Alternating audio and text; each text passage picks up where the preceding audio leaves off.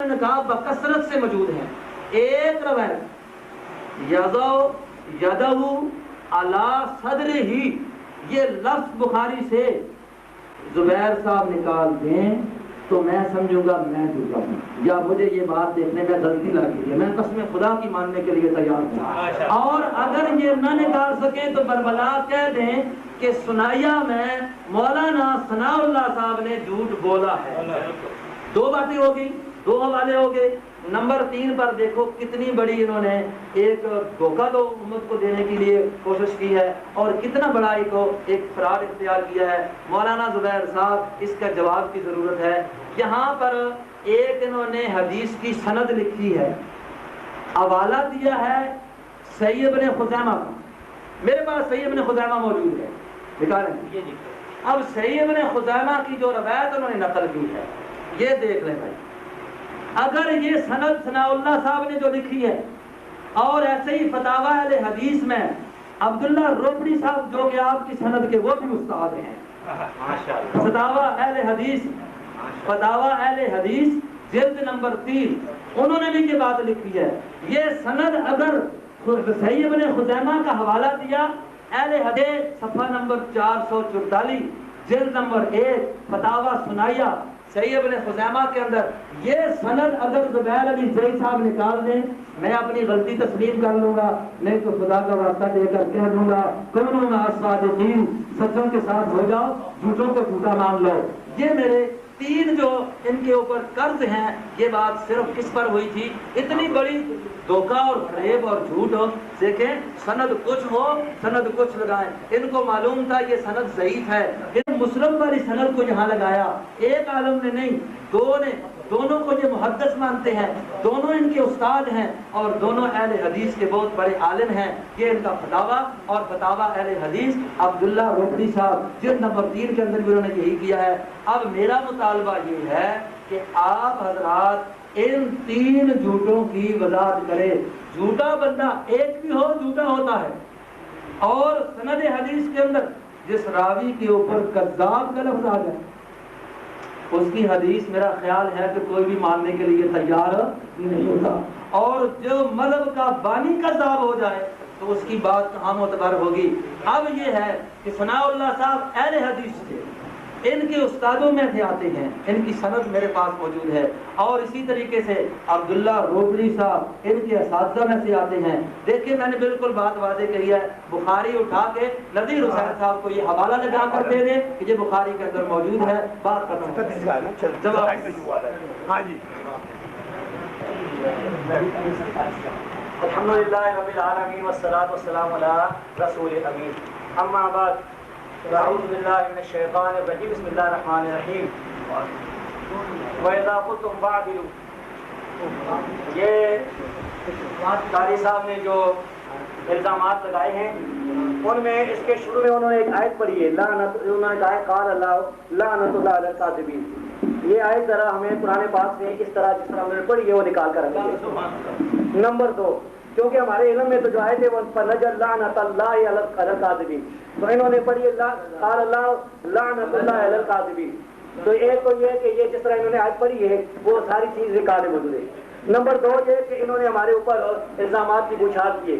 انہوں نے کہا ہے کہ شیخ الاسلام مصری رحمۃ اللہ علیہ نے فتاوی اسلامیہ میں یہ غلط حوالہ دیا ہے، اور صفحہ جتنے پر یہ غلط حوالہ دیا ہے. شیخ محدث عبداللہ روبی رحمۃ اللہ علیہ نے یہ حوالہ غلط دیا. ہم یہ کہتے ہیں ایک تو انہوں نے پوری عبارتیں نہیں پڑھی. میں ان سے مطالبہ کرتا ہوں کہ ان کی پوری عبارت پڑھیں، ہمیں پڑھ کر سنائیں تاکہ ہم جو ہے اس کا دیکھیں کہ انہوں نے کیا حوالہ دیا ہے. دوسرا یہ کہ ہم یہ نہیں کہتے کہ اہل حدیث علماء معصوم میں غلطی ہو سکتی ہے. اب یہ بات ہے نا جھوٹ کی. یہ دیکھیں میرے ہاتھ میں یہ کتاب ہے، اس کا نام ہے حکایات اولیاء. یہ دیکھیں یہ جو ہے یہ حکایات اولیاء ہے جناب اشرف علی تھانوی صاحب کی. اس میں صفحہ نمبر 390 پر یہ اس کو ریکارڈ کریں. 390 حکایات اولیاء یہ کتاب.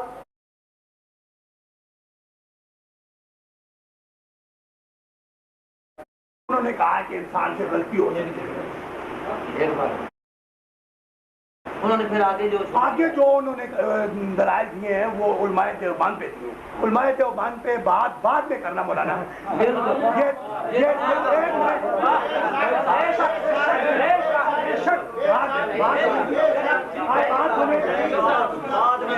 آپ بات سنیں مولانا زبیر صاحب. بات کہتے ہوئے کہ اہل حدیث کے بعد بات سنیں اہل حدیث کے بعد علماء دیوبند کو موضوع میں دوبارہ ٹائم دیا جائے گا.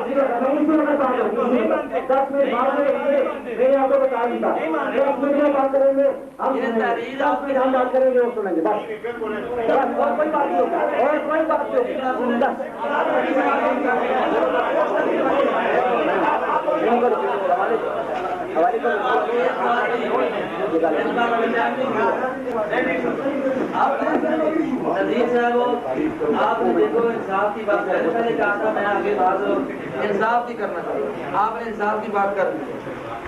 ہم نے یہی کہا تھا نا. اب آپ نے کہا کہ انہوں نے غلطی تسلیم کر دی ہے. میں اسی پر بات بس ختم کر دیتا ہوں. انہوں نے جو ایک زائد بات کی ہے یہ طے شدہ ہے کہ یہ دو موضوع ہیں. اس میں مدعی وہ ہیں علماء دیوبند پر اعتراض انہوں نے کرنا ہے. میں نے جواب دے دیا.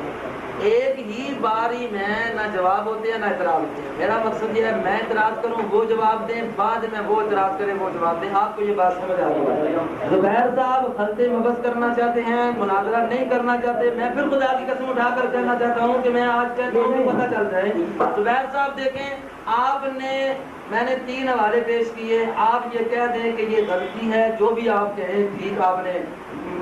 انہوں نے پوری عبارت مانگی ہے نا. میں پیش کرتا ہوں وہ میں پیش کرتا ہوں وہ میں پیش کرتا ہوں. لیکن جو انہوں نے 10 منٹ زائد تقریر کی ہے یہ موضوع سے ان کا 10 منٹ اپنا ٹائم ہے. بھائی بات یہ میں اس کا پابند نہیں ہوں. بات یہ نہیں ہے. بات یہ ہے کہ انہوں نے کہا ہے کہ آپ کیا حدیث انہوں نے یہ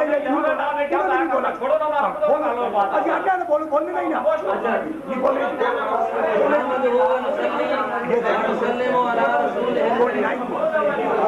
وہ بول رہے ہیں. بات چل چکی ہے. میں نے یہ بات اور نذیر صاحب نے بھی یہ بات ان کو کہہ دی ہے کہ بات علماء دیوبند کے اوپر جو اعتراض کی ہے یہ بات میں ہوگی. یہ انصاف کی بات انہوں نے کی ہے. ہم اللہ کا احسان سمجھتے ہیں اور ان کو داد دیتے ہیں کہ انہوں نے صحیح بات کی. اس لیے میں اس بات کا آپ کا پابند نہیں ہوں. 1 بجے کے بعد جو مناظرہ ہوگا اس میں وہ اعتراض کریں گے علماء دیوبند پر, میں جواب دوں گا. میں نے یہ 3 باتیں پیش کی ہیں ثناء اللہ صاحب کی فتاوی سنائیہ سے. زبیر صاحب نے یہ کہا ہے کہ ایک عبارت پوری پیش کریں.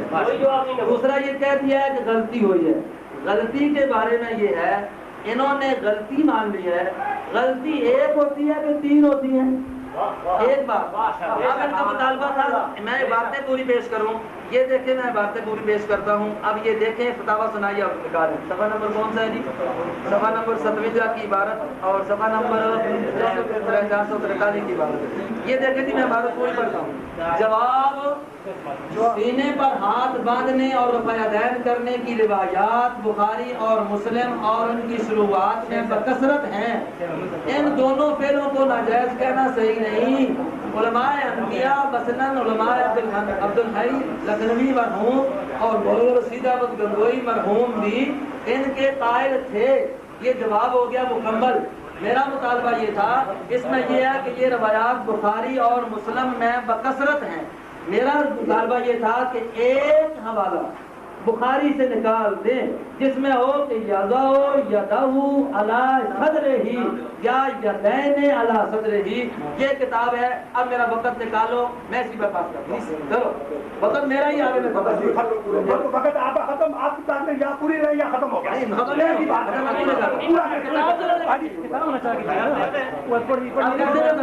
ٹھیک ہے آپ نے کتاب لے لی ہے جی. ان کا وقت آؤٹ. دیکھ لیں کتاب جی.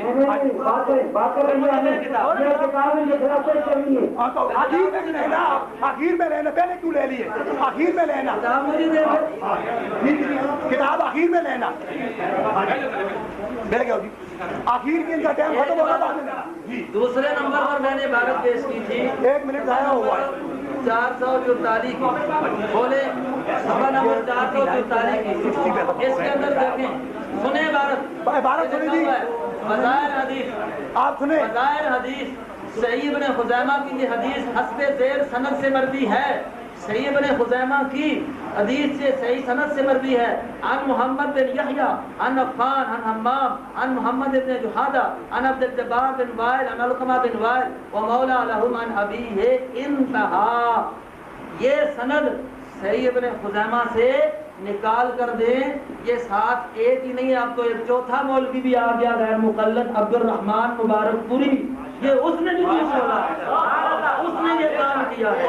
آپ یہ عبارت لے لیں، یہ دو آپ کا ادھارن کا آپ مانتے ہیں اگر یہ غلطی ہے، پھر آپ نے میری کتاب پیش کی جو میرے موضوع کے ساتھ متعلق تھی، میں اس کا جواب دیتا ہوں۔ آپ نے چھوٹا رسالہ اٹھا کر آپ نے تسلیم کر لیا کہ اگر آپ کو غلطی لگ سکتی ہے تو ان کو بھی لگ سکتی ہے، میری غلطی آپ نے تسلیم کی ہے، وہاں کا حوالہ لکھنے میں غلطی لگی ہے کاتب کو، اس نے عن النبی یہ کہہ دیا ہے، عبداللہ بن عمر کا قول ہے کہ جو آدمی امام کے پیچھے ہو اس نے قرات نہیں کرنی،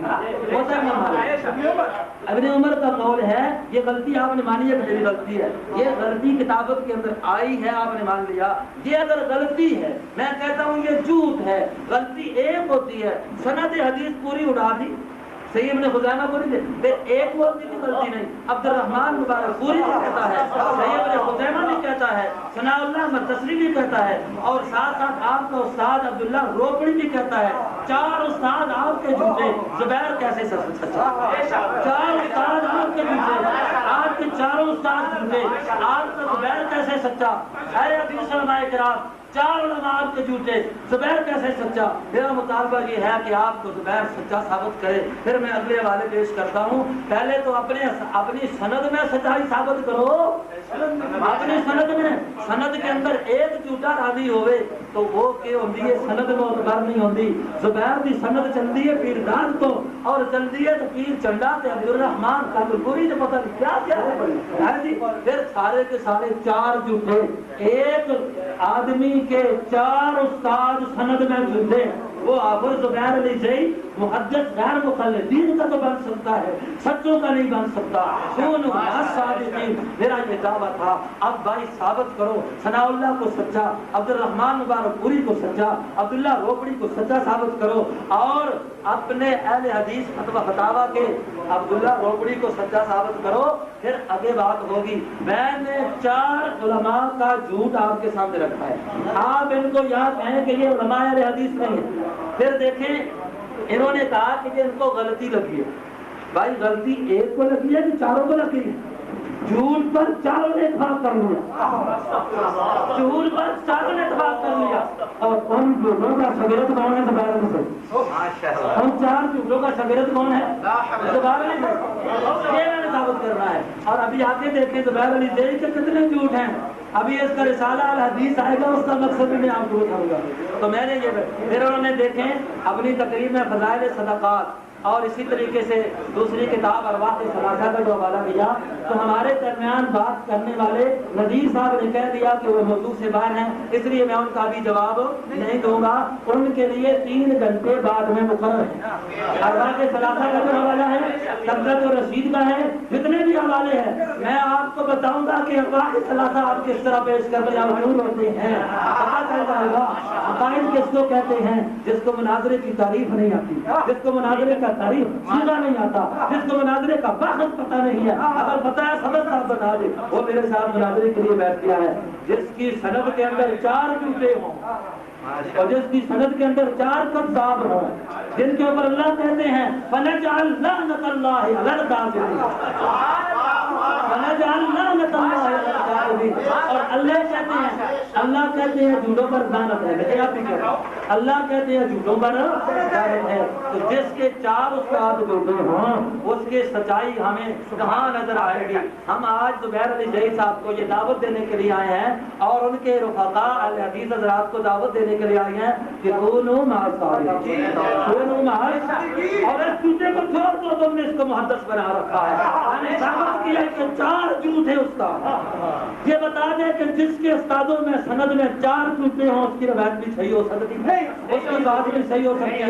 اس پر زبیر علی زئی کسی کتاب کا حوالہ دے، استاد 4 جھوٹے ہوں وہ پھر بھی سچا ہے، ایک حوالہ دے دے بات ختم ہو جائے گی۔ 4 جھوٹے آگے ابھی آگے دیکھیں ہوتا ہے کیا، ابھی تو ابتدا اس کی ہے، آگے دیکھیں ہوتا ہے کیا، ابھی کتنے جھوٹ آئیں گے۔ ابھی جو اور استاد ہیں پیر علی بھٹا صاحب کو بھی ایک جھوٹ کو بھی ہم آپ کو بتائیں گے وہ کتنے۔ اگلی بات ہے وقت باقی ہے، کتنا وقت ہے میں اگلا والا یہ جناب یہ کتاب ہے کون سی؟ نذیر حسین دہلوی رحمہ اللہ یہ کہیں گے، ہم اس کو کہیں گے کہ اس کو جو لقب ملا تھا انگریز کی طرف سے کیا؟ شمس العلماء۔ اسی کتاب کے اندر ہے، انگریز نے اس کو شمس العلماء کہا تھا، اور یہ بھی زبیر علی زئی کی سند کا استاد ہے، اور یہ رسالہ کس کا ہے؟ زبیر علی زئی کا رسالہ ہے۔ اب دیکھیں جھوٹا کون ہے، جھوٹا کون ہے؟ یہ دیکھیں کتاب ہے نذیر حسین دہلوی صاحب کی، اب فتاوی نظیریہ ہے، اور اس کا صفحہ نمبر 327 ہے۔ یہ وہ شخص ہے کہ جس نے انگریزوں سے بھی ایوان لیا تھا، کیوں لیا تھا وہ بات کا موضوع ہے، یہ بتاؤں گا پھر یہ کیوں بنا تھا انگریزوں سے، اتنا بڑا ایوان کیوں لیا تھا۔ اور یہ بھی استاد بنتا ہے زبیر علی زئی صاحب کا۔ اب دیکھیں استاد سچا یا شاگرد سچا، استاد سچا یا، اور یہ حدیث حضرات کا شیخ الکل فی الکل، اس کی ترکیب میں طالب الرحمان صاحب سے پوچھوں گا بتا دیں، شیخ الکل فی الکل یہ ترکیب کیا ہے، عبارت کیا ہے۔ اب دیکھیں یہ اپنی عبارت میں لکھتے ہیں صفحہ 327 پر کہ جرابوں پر مسا جائز نہیں کیونکہ اس کی کوئی صحیح دلیل نہیں ہے۔ یہ لکھا کس نے؟ نذیر حسین دہلوی صاحب نے، جو کہ زبیر علی زئی صاحب کا استاد ہے، کہتے جائز نہیں اور اس کی کوئی صحیح دلیل نہیں۔ اور زبیر علی زئی صاحب کیا لکھتے ہیں کہ کہتے ہیں کہ وغیرہ میں بات سند موجود ہے، صحیح سند کے ساتھ موجود ہے۔ کہتا ہے کہ اہل حدیث کا جو الحدیث ہے صفحہ نمبر 11 اور نمبر 3 اس پر یہ لکھتا ہے کہ مسائل الجوربین جرابوں کے مسئلے کی سند ہے، صحیح سند کے ساتھ موجود ہے۔ اب بتاؤ نذیر حسین دہلوی جھوٹا ہے یا زبیر علی زئی جھوٹا؟